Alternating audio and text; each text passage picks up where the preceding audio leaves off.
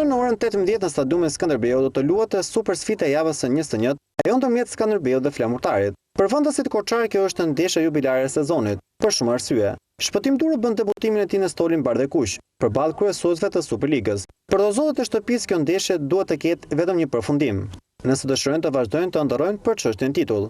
Fituar në obligim, pasi 7 pikë diferencë janë shumë për një sezon ku Flamurtari, kundërshtari më të madhe ka vetveten.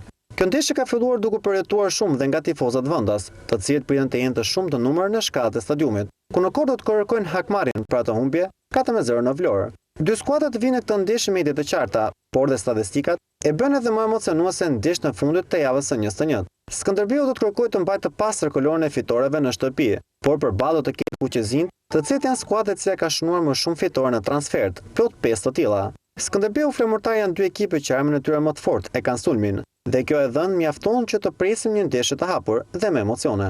Golashënuesi më i mirë i kampionatit Daniel Xhafa e ka provuar shihen e golit përballë korçarëve dhe këtë gjë kërkon ta përsërisë. Trajneri i dur për këtë ndeshje nuk ka në dispozicion një sulmues të mirëfill, si Jolić, i cili nuk do të jetë i pranishëm për shkak kartonash, por të golashënuesi më të mirë që kanë pasur Skënderbeu në fazën e parë, bëri këtë që tashmë është pjesë e Dinamos. Por ky fakt nuk shqetëson Durën, pasi Cikaleshi, Muzaka dhe Souza janë tre mesfushorë me tipare sulmuese, të cilët mund të ndeshkojnë në çdo moment.